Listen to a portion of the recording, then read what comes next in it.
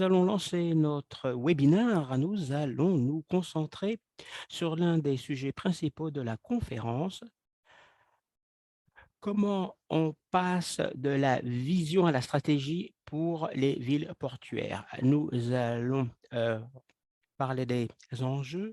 Mes collègues et moi-même, nous allons parler du programme de la conférence.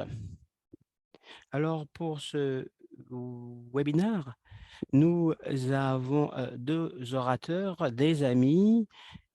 Nous avons, heu Béatrice Moretti, professeure associée à l'université de Gênes en Italie et elle travaille sur un projet de recherche sur, le paysage des ports. Elle se concentre sur, l'impact sur les éléments architecturaux du paysage portuaire. Donc nous sommes très heureux de l'accueillir, hein. C'est elle qui, va animer les débats. Je vous donne la parole et c'est à vous de reprendre le flambeau maintenant. Heu Merci à vous. J'espère que vous m'entendez. Si vous, avez des problèmes à m'entendre, hein, dites-le moi. En tout cas, merci d'être avec, moi. Bonjour à tout le monde. Je ne sais pas où vous vous trouvez dans le monde, hein, mais en tout cas, bonjour, bonsoir. Merci, de ces, mots de présentation. C'est un plaisir pour moi, d'animer ce webinaire qui se tient en direct et je vais, présenter nos différents orateurs qui seront les protagonistes de ce webinaire. Alors, de la stratégie aux visions pour les villes portuaires. Donc, il y a quelques minutes, hein, vous avez eu un avant-goût de ce que nous allons évoquer. À la fin de ce, webinaire, hein, nous aurons, davantage d'éléments. Il y aura une conférence à Venise en 2023, «Lier les ports et les villes, une vision partagée pour l'avenir». Alors l'objectif, de ce webinaire vise à ouvrir une, discussion sur les outils de planification pour les villes portuaires et les outils qui ont été, conçus, dans les différentes villes. Vous aurez le Québec avec l'engagement de la communauté. Des plans stratégiques, tangibles ont été mis en place dans, d'autres villes, notamment dans la ville de Venise et dans d'autres villes, portuaires. L'objectif, de cette discussion vise à comprendre les différents angles de cette vision, des angles de la stratégie. Il s'agit, savoir quelle est la relation entre la ville et le port et avec, l'État. Il s'agit de se, pencher sur le rôle de la ville portuaire et d'entreprendre, l'ampleur de la stratégie des villes portuaires. Comme, je l'ai dit en guise de conclusion, nous, allons, parler de la prochaine conférence qui se tiendra à Venise. Donc, je voudrais présenter nos différents orateurs. Docteur Mario Girard, qui est le président et le, président de l'autorité portuaire, de Québec au Canada, le vice-président, de l'AIVP. Merci Mario. Et monsieur Fulvio Di Blasio, qui est le président de l'autorité du port maritime de l'Adriatique du Nord. Merci d'être là, monsieur le président. Oui, bonjour. Dans le cadre de ce webinaire, nous aurons, de courtes présentations de la part de nos différents orateurs, monsieur Gérard et ensuite monsieur, Fulvio Di Blasio prendra la parole et ensuite nous aurons un débat, une discussion. Je vais leur poser des questions Peut-être qu'ils formuleront des observations, des suggestions sur le sujet de ce webinaire et ensuite nous aurons une session de questions-réponses de 10 minutes en guise de conclusion. Donc, sans plus attendre, je donne la parole à Monsieur Girard. Peut-être que vous pouvez partager votre écran. Je crois que vous avez une présentation à nous faire. Donc, vous pouvez partager l'écran, c'est cela? Merci Béatrice. Bonjour, bonsoir, quel que soit l'endroit du monde où vous êtes. Je suis vraiment très heureux, d'être avec, vous. Aujourd'hui, nous allons, passer 45 minutes ensemble. Nous allons parler de ce que nous avons mis en place au cours, de ces dernières années. Heu, on La relation avec, notre communauté, on parle en années. Pour ceux qui ne connaissent pas Québec, nous sommes le port le plus ancien de l'Amérique du Nord. Alors, je suis un petit peu chauvin, hein, mais c'est ce que j'aime à dire. Nous sommes à la fois un port et une ville, c'est là que tout a commencé. Il y a 400 ans, en il y a 400 ans, hein, c'est la ville a été créée et les pères fondateurs sont venus et ont on a maintenant un port, qui fait partie de l'environnement, qui est inscrit au patrimoine de l'UNESCO.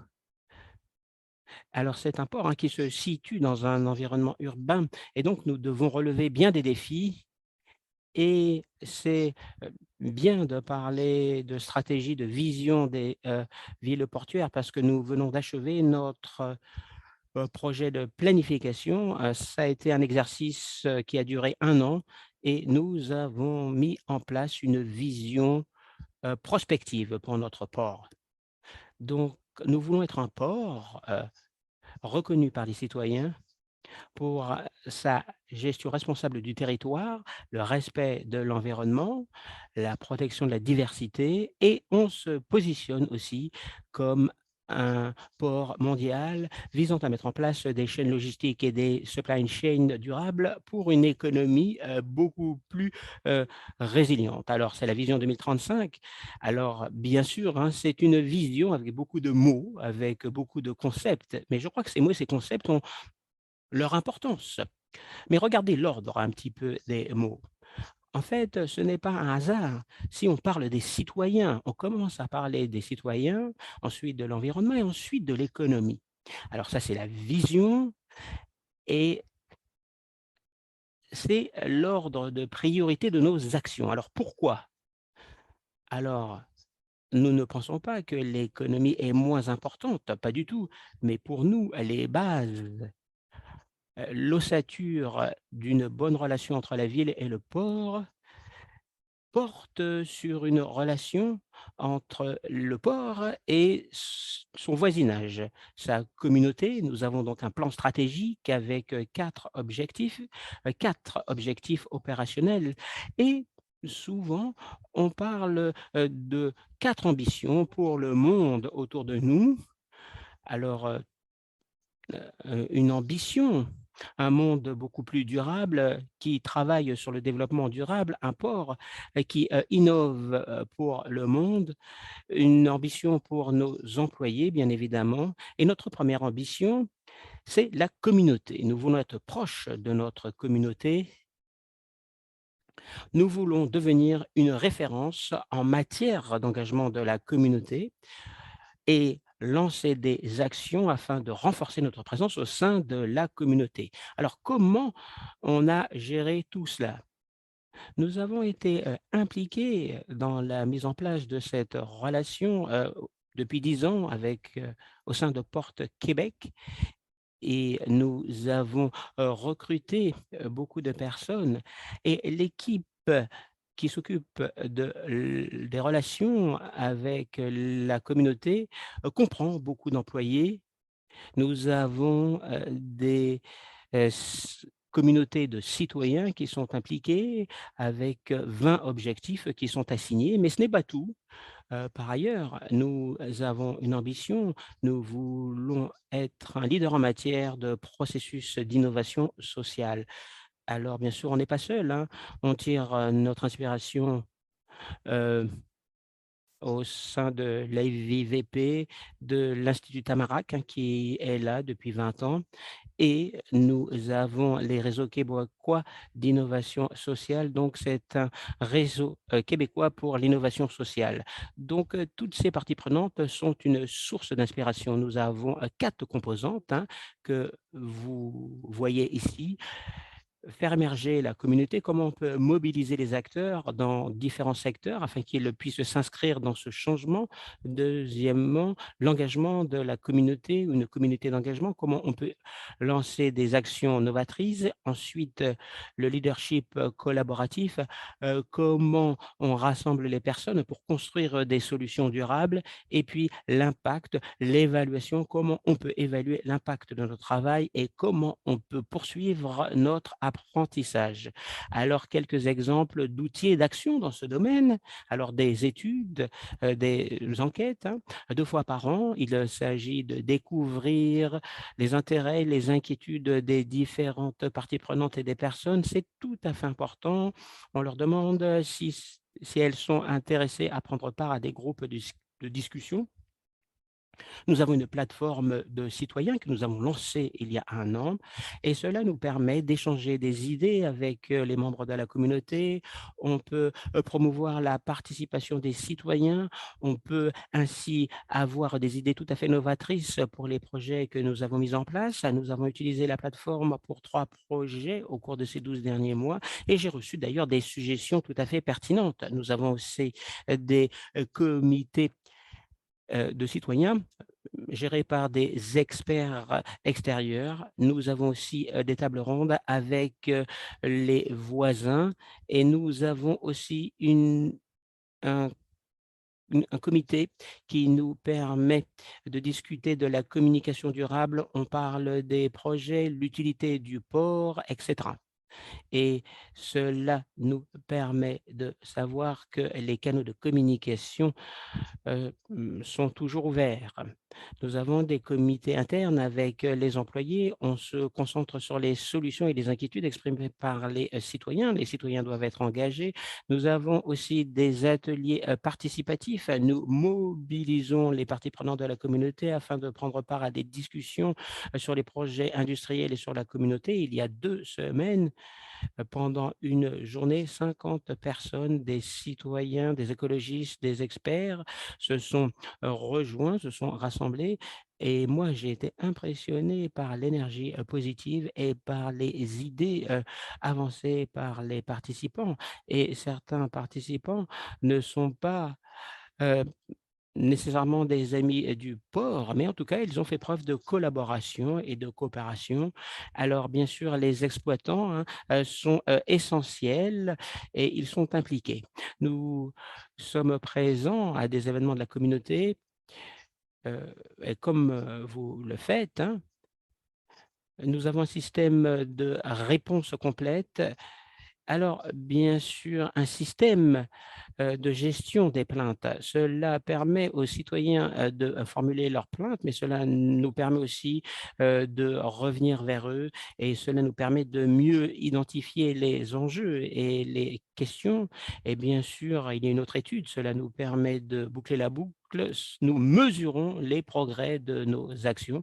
Nous, avons organisé beaucoup d'actions, qui ont été couronnées de succès. Les résidents, peuvent avoir un lien avec le port, accès aux berges du fleuve, accès au port, heu, nager, les gens peuvent, boire un coup, aller au restaurant près du fleuve, près de la baie, donc nous, pouvons aider, hein, les personnes. Ce qui est important, c'est d'être proche de ces projets opérationnels. Ces projets étaient en fait externalisés, mais maintenant nous opérons, nous gérons ces sites, on peut parler aux personnes, on peut parler aux citoyens. Cela leur permet de mieux comprendre le port, cela nous permet de mieux comprendre ce qu'ils pensent du port. Donc il y a beaucoup d'initiatives, il y a beaucoup de personnes, hein, qui sont impliquées, hein, dans ce projet. C'est difficile de rentrer dans les détails en l'espace de 10 minutes, mais les résultats sont déjà tangibles et nous pensons que c'est la nouvelle façon de vivre ensemble.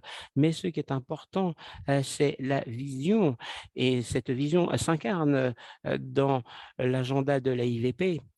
Et si vous avez des relations solides et stables avec les citoyens en matière de relations portuaires, plus la relation avec la ville sera plus forte et ça, c'est notre devise, je dirais, pour les années à venir.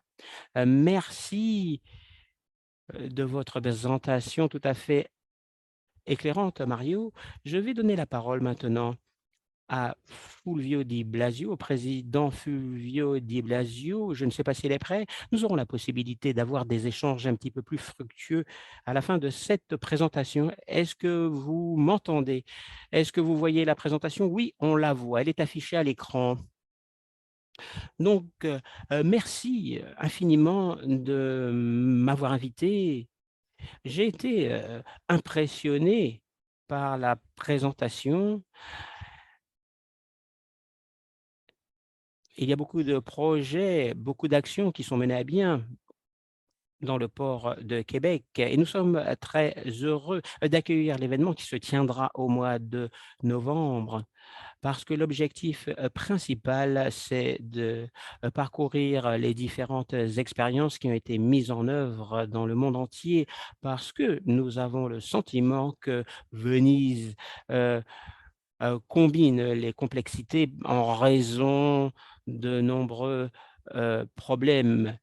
L'emplacement du port. Le port de Venise est l'un des ports majeurs dans la partie nord-est du pays, heu proche de Trieste, proche de la zone du pays qui se concentre sur les activités d'import-export. Mais l'environnement est sensible, nous sommes à l'intérieur de la lagune et ça, c'est le premier enjeu. Les infrastructures ont été, construites au début du siècle dernier lorsque, Venise, lorsque Marghera est devenu un site industriel dans notre pays, mais ce site industriel est très proche de la ville la plus, visitée du monde. Elle se trouve dans la lagune. C'est un écosystème, très fragile, très sensible. Les citoyens ne sont pas vraiment en contact avec les activités portuaires en raison du tourisme. Alors vous avez la localisation du port qui se trouve loin de la ville et le port se trouve dans ce que l'on considère comme étant un environnement unique. Deuxièmement, la préservation d'un patrimoine culturel unique. C'est la raison pour laquelle beaucoup de personnes ont protesté.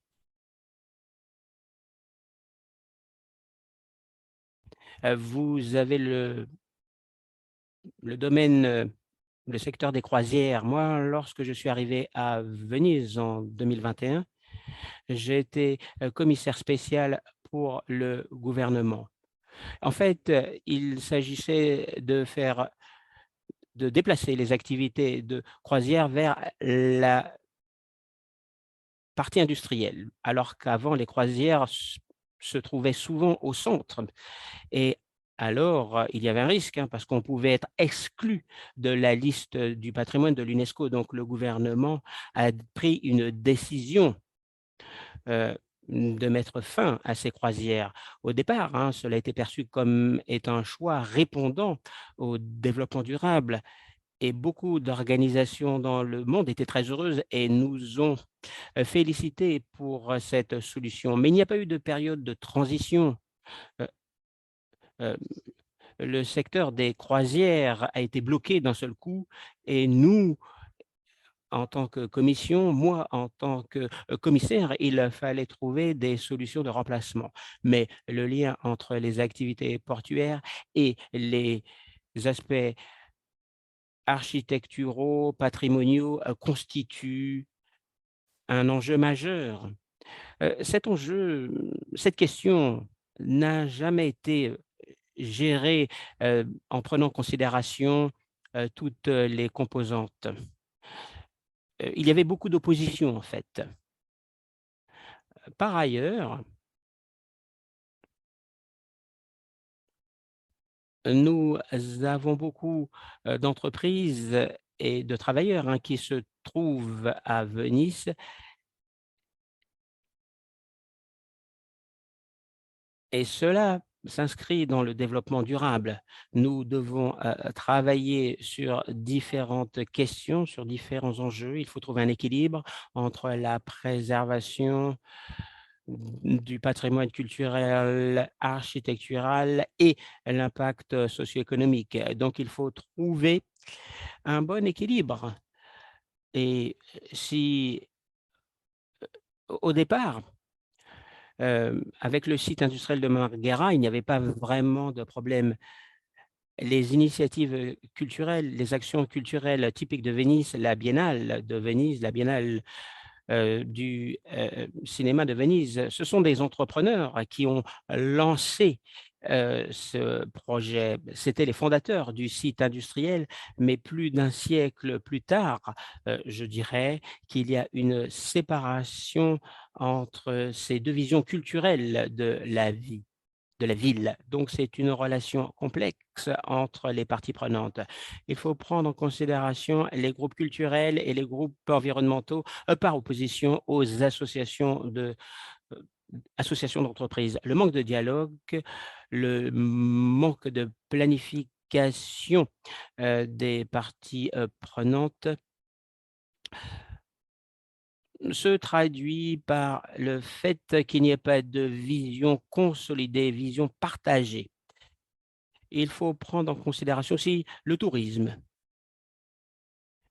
Alors, il n'y a pas de mots pour décrire Venise selon les touristes, mais ce qui est intéressant de voir ici, c'est que, le surtourisme était lié aux croisières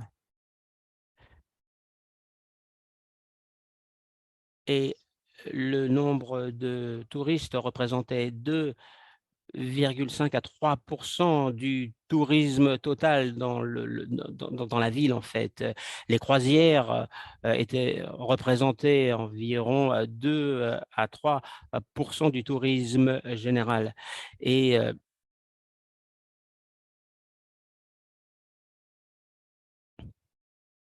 l'environnement, heu, c'était celui où nous gérons nos activités administratives et il, s'agissait de résoudre ces problèmes. Comment passer de la vision à l'action? Alors la première activité que nous avons menée à bien, alors moi j'ai été nommé président et la première chose à faire, c'est de développer une vision dans le cadre d'un plan opérationnel de 3 ans. C'est quelque chose d'obligatoire pour n'importe quelle autorité portuaire. Donc avec, ce plan national que nous avons, rédigé, nous avons décidé d'ouvrir nos bureaux à toutes les parties prenantes appartenant au domaine de l'entreprise, au domaine culturel. Nous avons ouvert nos portes à ces associations qui se battaient contre les activités portuaires et contre les croisières au cours des 5 à 10 dernières années. Donc, il, s'agissait d'avoir une démarche en prenant en considération les initiatives les activités de projet, les infrastructures, etc. Deuxièmement, le développement durable, adoption de modèles et de cadres internationaux dans une ville.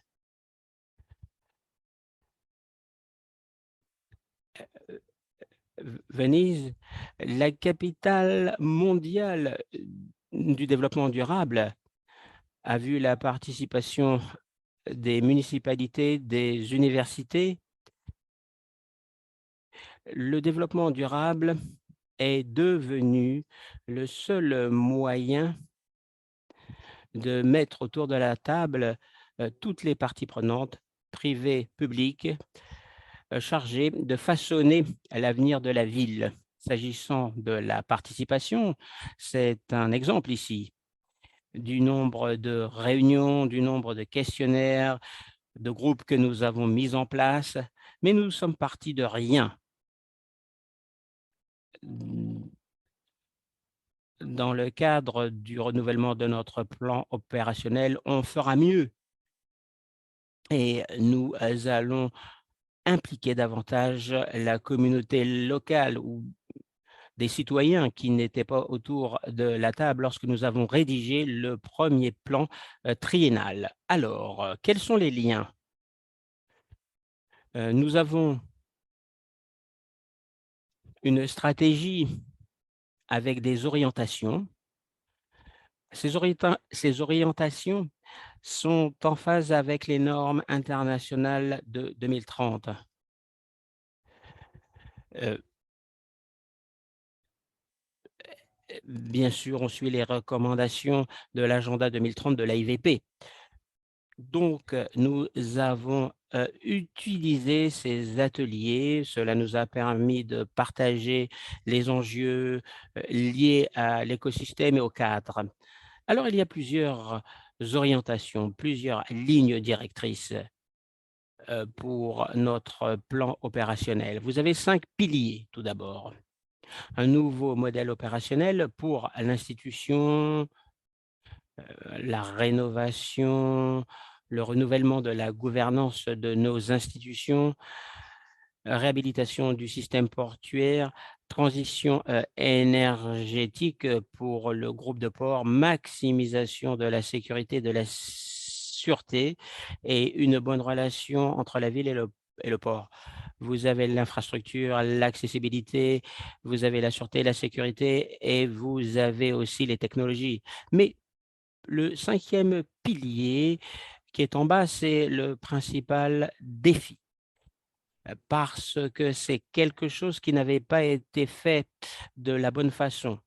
La relation ville-port est liée au point que j'ai évoqué lors du début de ma présentation. S'agissant du budget maintenant,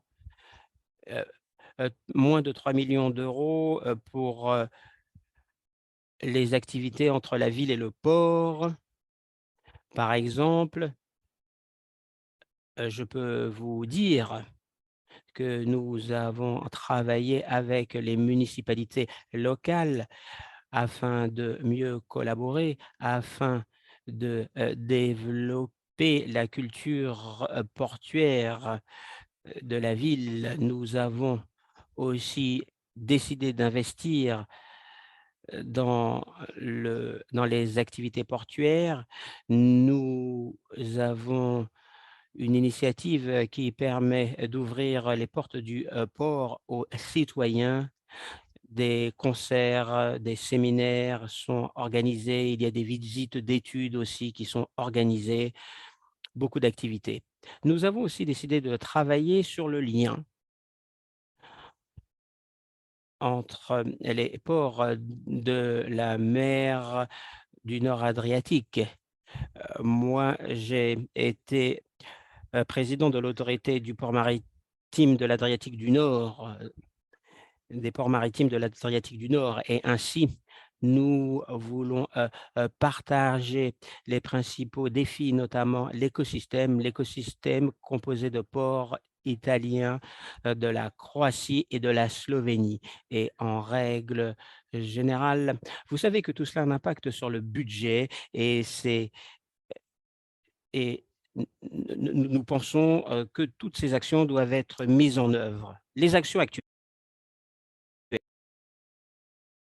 Récemment, nous venons de publier un appel à projet international pour le front de mer de Venise et Chioggia, comme vous savez, et qui est l'autre petit port qui est dans notre système portuaire et lagunaire. Et ce sont deux zones qui sont véritablement qui assurent la connexion entre le port et les villes, et tout particulièrement dans le centre-ville de Venise et de Chioggia. Et ceci produit déjà alimente un débat intéressant parce que nous avons déjà dans notre zone de front de mer des universités, des institutions culturelles qui travaillent avec nous, et nous sommes en train d'anticiper le front de mer du futur, mais nous travaillons également sur les aspects infrastructurels, et nous allons utiliser ces appels d'offres.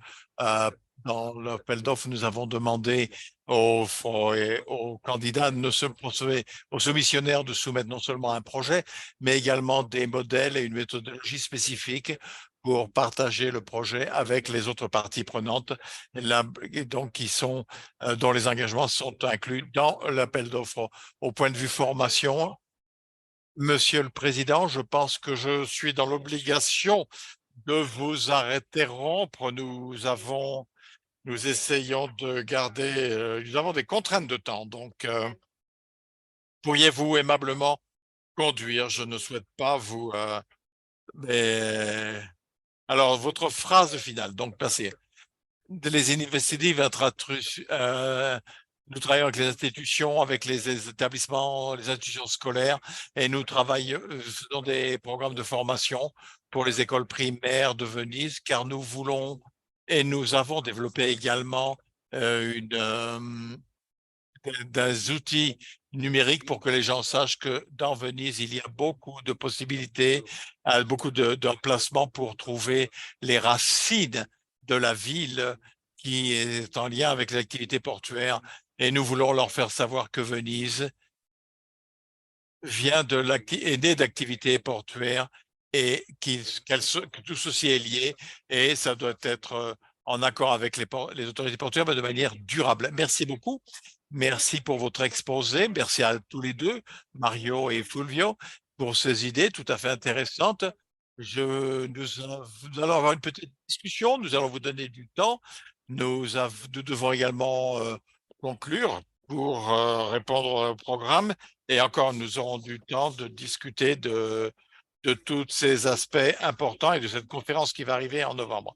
Donc, les deux cas que je voudrais soumettre à nos orateurs, donc, ceci représente des différences, des approches possibles, de mon point de vue, pour planifier une relation Port-City durable, celle du Québec.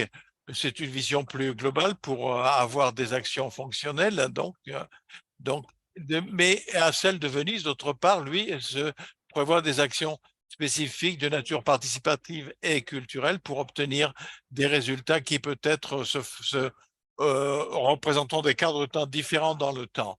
Et pour une vision, je voudrais vous demander à tous les deux, je vous donne 3 minutes à chacun, même si c'est difficile à synthétiser, qu'est-ce qui est nécessaire de votre point de vue dans le cadre actuel pour, pour que votre vision ou des stratégies pour le port, pour une entité de gouvernance d'un port, quelles sont les échelles appropriées et les calendriers ou les échelles de temps et d'espace? On peut commencer peut-être avec Mario.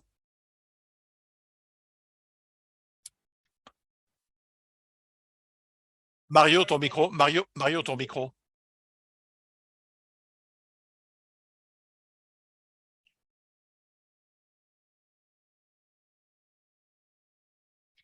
Je ne pense pas qu'il y ait quelques outils. Je voudrais simplement clarifier quelque chose. Les citoyens, la relation entre le citoyen et la port et la relation entre la ville et le port ne sont pas les mêmes choses. Il y a pour moi, la relation port-ville commence avec la relation entre le port et les citoyens. Et vous savez, les représentants d'une ville changent, mais les citoyens non. Et donc souvent, ce qui va faire bouger les choses, ce sont bien sûr l'état d'esprit des citoyens. Nous pouvons revenir à ceci, mais nous sommes de plus en plus dans un monde de transparence. Et de mon point de vue, ceci ne va pas changer. Mais si je me focalise spécifiquement sur la question de la relation entre le port et la ville, les outils et les actions pour planifier une relation durable, je dirais que la première chose, c'est d'abord une volonté commune. Sans une volonté commune, rien ne se fera, sauf si nous avons que des projets qui ne sont pas... il ne faut pas de projets polémiques. Euh, on ne peut pas réfléchir sur ce... Bon, pour arriver à cela, les représentants de la ville doivent rencontrer ceux du port et ceux du port doivent rencontrer la ville et comprendre que le futur doit être conçu en partenariat avec la ville et ses citoyens. Et sans cette première étape, le reste ne fonctionnera pas. La seule chose à faire, c'est d'attendre jusqu'à l'élection suivante dans le port ou dans la ville. Donc, heureusement, ici à Québec, nous avons un maire qui croit vraiment à cette relation port-ville. Il veut un développement qui respecte la communauté, l'environnement, les citoyens, la biodiversité, mais il a beaucoup d'attentes. Mais il comprend également l'importance du port pour l'économie et nous sommes très heureux d'avoir notre maire dans cette relation très proactive. Lorsque nous avons cette volonté euh, des deux côtés, et ensuite il faut réussir à établir une vision partagée à long terme avec des objectifs communs, une bonne compréhension de la ville et des besoins du port. Et bien sûr, ceci s'applique aux questions économiques, mais également aux questions environnementales, aux transports, aux infrastructures, et tout particulièrement le port, la planification des plans d'utilisation des sioles du port et de la région. Donc, Mais si nous voulons résumer tout ça en quelques mots, au-delà du simple, vision partagée, il faut d'abord une approche planifiée intégrée qui assure qu'une coordination effective entre le ville et le port pour des aspects tels que le transport, pour le développement, et bien sûr, le plan doit se focaliser sur la côté protection de l'environnement, à tous ces aspects, contrôle du bruit, contrôle de la pollution atmosphérique, et ensuite promouvoir le développement économique en fournissant des opportunités de croissance mutuelle. Il faut donc impliquer les communautés locales de façon très active et de suivre les progrès, effectuer les évaluations pour trouver des domaines qui nécessitent des ajustements et enfin, je dirais être proactif pour gérer des conflits potentiels entre le port et la ville. Voilà. Je pourrais continuer, mais voilà. Je suppose, oui. Bien, merci pour cette contribution.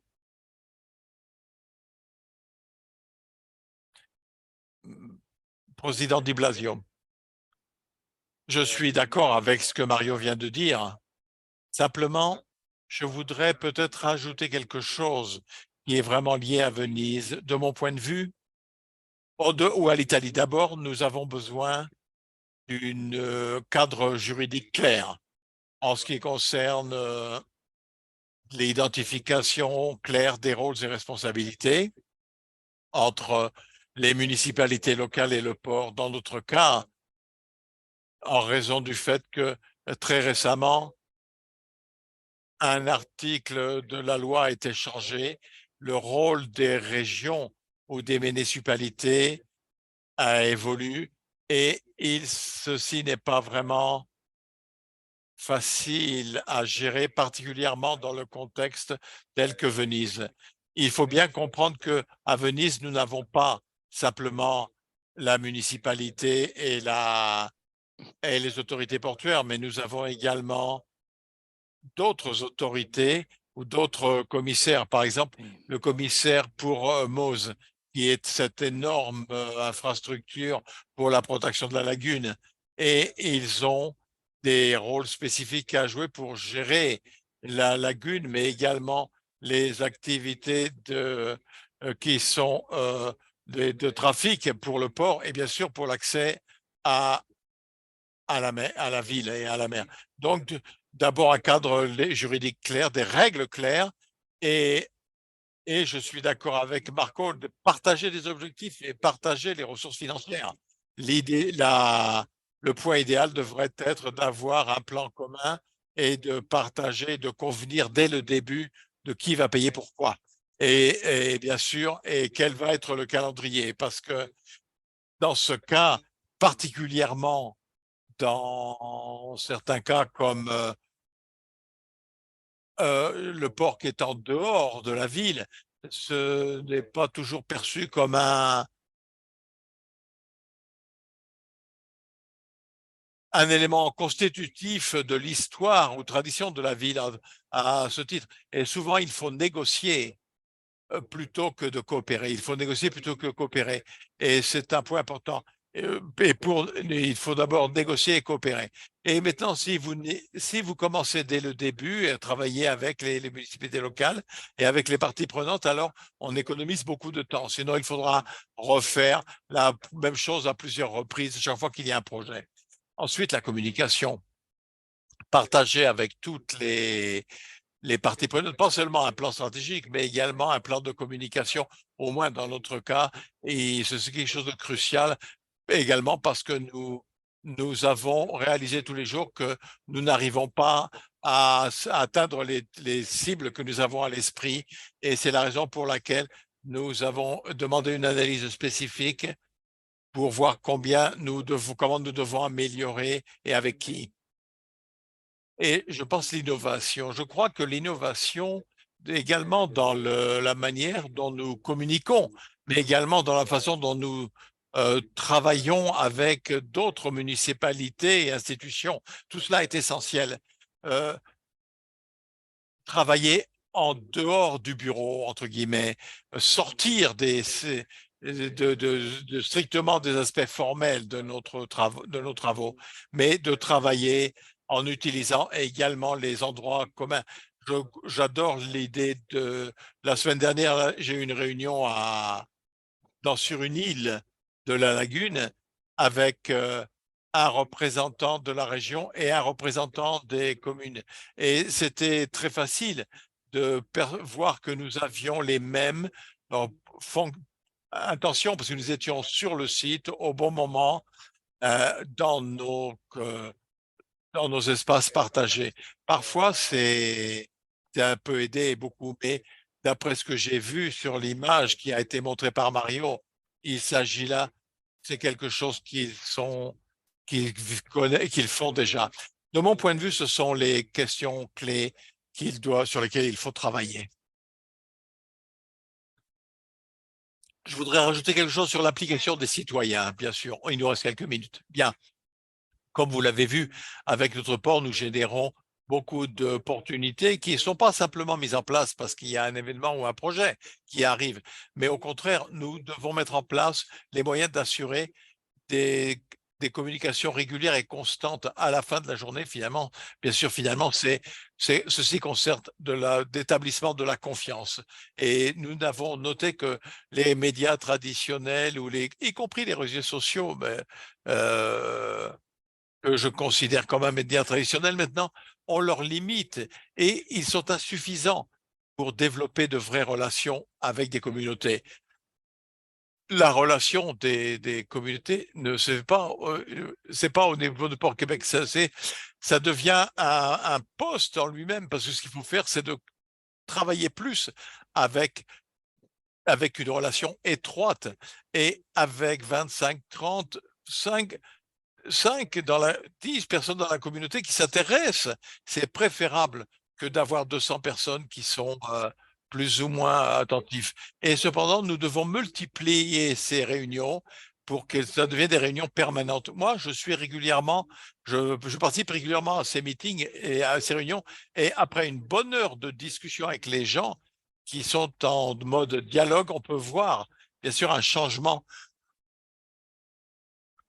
dans leur compréhension, appréciation du port. Je ne sais pas dans votre ville, mais dans ma ville, il est incroyable de voir comment les gens ne connaissent pas le côté, l'utilité du port, hein, bien sûr, et le côté vert du port. C'est pour ça là qu'il faut multiplier ces opportunités et avoir plus de gens qui vont être capables de partager ce qu'ils ont appris du port, ce que nous faisons de bien et ce que nous faisons qui est pour améliorer ce qui doit l'être. Hein. Donc, parce que ce n'est pas parfait.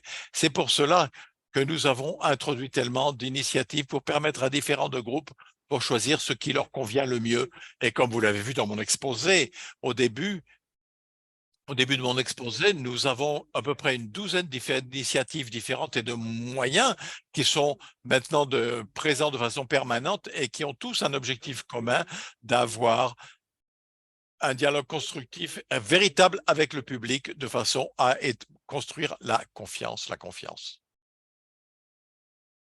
Merci. Donc, avant de donner la parole à nouveau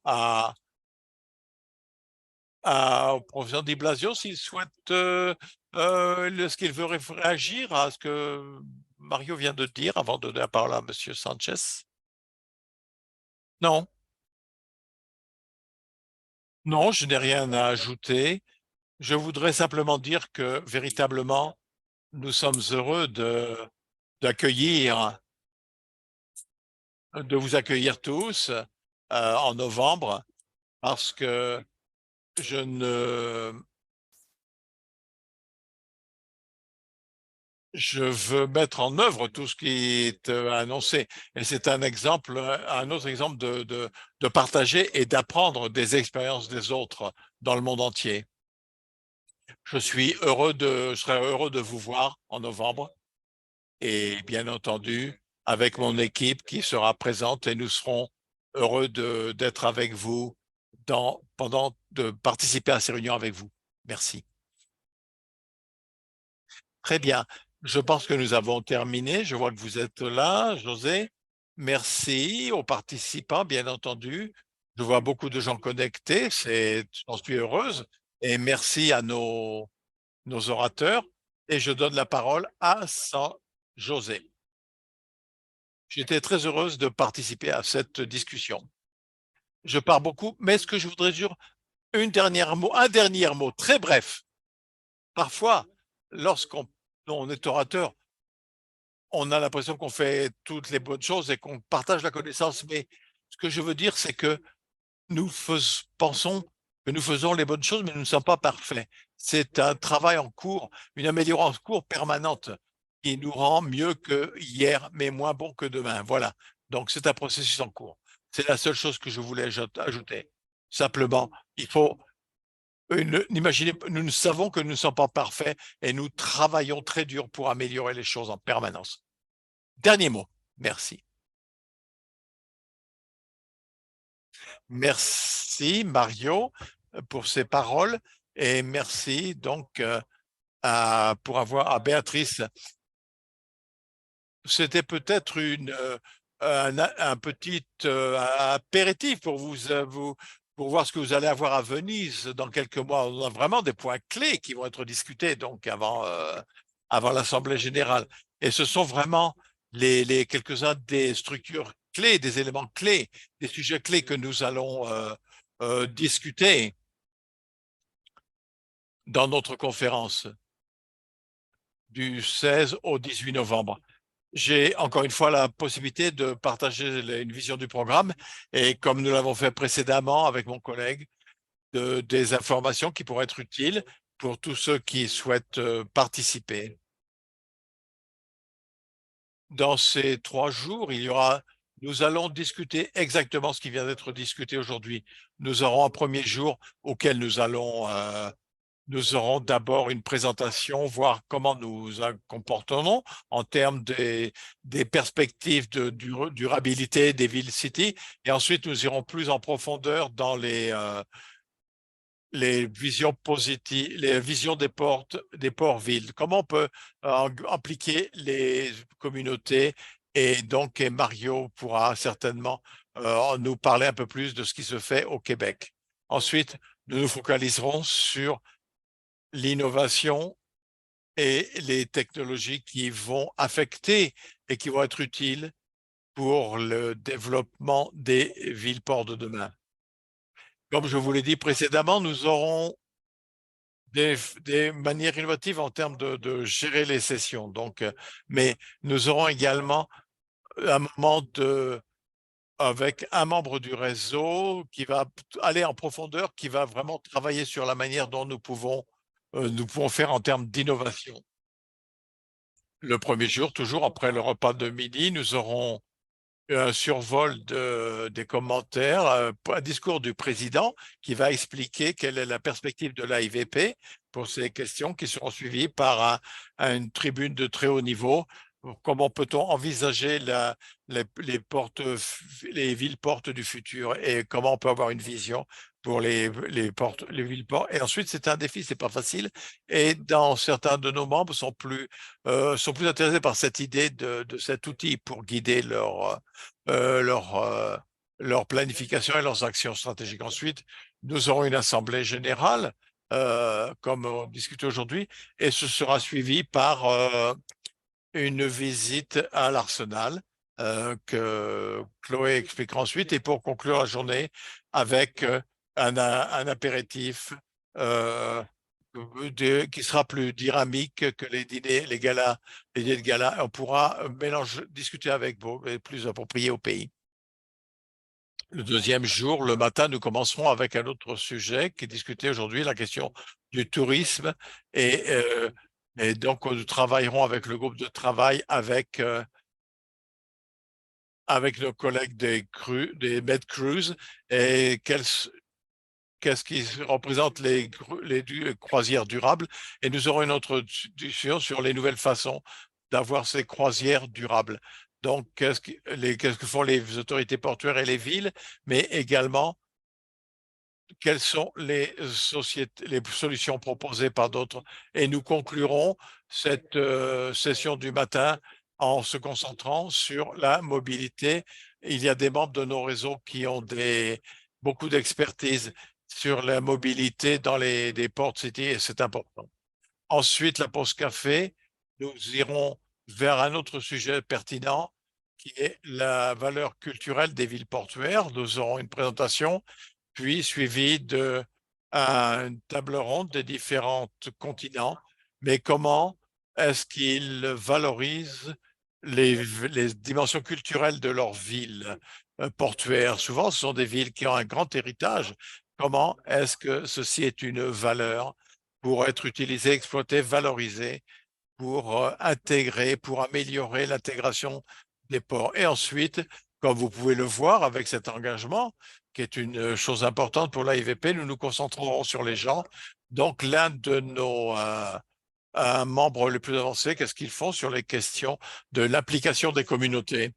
Nous aurons ensuite le repas de midi suivi par un point focal sur le changement climatique et les villes portuaires. Bien sûr, on sait que la Venise va subir des conséquences très sévères, mais également, comme quelqu'un le disait, pour développer des solutions innovantes et complexes pour par exemple, le MOSE, par exemple, hein, nous parlerons de ce que nous faisons au niveau des interfaces et nous pourrons des discussions peut-être sur les, les attentes et ensuite, et ceux qui pourraient rester un peu de temps, et vous le recommande, vous êtes à Venise, vous pouvez ensuite visiter la salle de commande du système MOSE et ensuite le samedi, vous pourrez rester et vous pourrez vous joindre à nous pour les visites techniques du port, la lagune ainsi que la tour d'héritage de Venise et ensuite nous ferons des visites culturelles euh, plus tranquilles pour mieux connaître l'héritage et la culture de cette ville. Voilà, maintenant, si vous êtes ici, Chloé, tu peux peut-être nous donner des informations sur la logistique. Merci.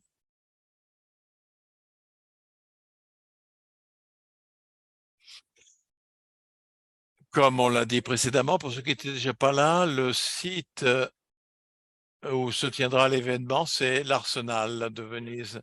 C'est un très bel endroit, très spécial. C'est un lieu historique Généralement, il n'est pas ouvert au public, mais il sera ouvert juste pour nous, les membres de la IVP et tous les participants de l'événement. Il sera ouvert et il est extrêmement placé et il est à 10 minutes de la place Saint-Marc et il y a un arrêt de Vaporetto très proche, donc à 5 minutes.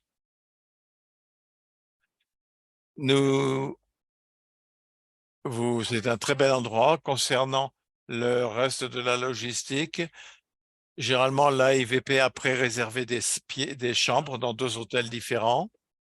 Et ces 2 hôtels sont des hôtels 4 étoiles. Et ils sont tous les 2 situés sur l'île principale de Venise.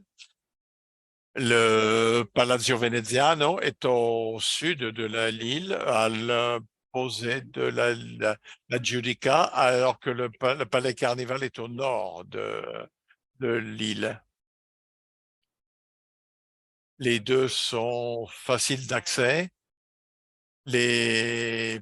Il y a des cheminements différents pour aller des hôtels à l'Arsenal et vous pourrez voir sur la diapo suivante les différents cheminements. Et encore une fois, ceci est disponible sur notre site internet et si vous avez des questions, vous pouvez me contacter. Comme vous le savez, vous pouvez le voir, vous avez le choix soit de marcher à l'Arsenal, ce qui peut prendre un peu de temps, sauf si vous connaissez très bien l'île, ou le Vaporetto. euh, et vous avez un Vaporetto ou des taxis qui sont disponibles pour vous. Donc, comme vous pouvez le voir, c'est tout à fait faisable. Et ensuite, le site internet de l'événement est actif à l'adresse qui est ivpworldconference.org. Vous pouvez aller voir ce site. Vous verrez toutes les informations nécessaires sur ce site internet et notre site internet qui est ivp.org. Vous aurez un lien pour aller vers ce site. Il sera mis à jour dans les mois à venir avec les informations nécessaires à l'enregistrement, le programme, la liste des orateurs, des participants, les informations pratiques et également, comme vous pouvez le voir à l'écran, nos partenaires et sponsors. Vous pouvez pour le moment vous trouver un formulaire d'expression de votre intérêt. Je vous encourage à tous à remplir ce formulaire. Ainsi, vous aurez toutes les informations nécessaires et y compris les frais d'enregistrement, d'inscription, pardon, et tout ceci sera disponible dans les semaines à venir. J'ai terminé, merci. Merci, Chloé, tout à fait clair. Donc, nous sommes exactement dans les temps. Un petit détail que nous avions une traduction en direct de la session et nous ferons ceci également dans notre conférence à Venise. Elle sera équipée en traduction simultanée, les 3 langues officielles de la SGV avec des traductions simultanées. Donc, si vous avez des problèmes d'anglais ou de français ou d'espagnol, ne vous inquiétez pas, tout sera traduit. Nous aurons des invités du monde entier. Sur cette note et avec cette très belle image vue panoramique de Venise, vous pouvez voir également les zones portuaires à l'horizon, qui est Porto Mare Garela, que l'on peut visiter, qu'on visitera pendant la conférence. Nous vous disons au revoir. J'espère que vous avez apprécié la session, le webinaire, et certainement, nous espérons vous voir à Venise très bientôt. Sur cette note, n'hésitez pas à prendre contact avec nous et nous vous répondrons. Merci à tous et très bonne fin de journée.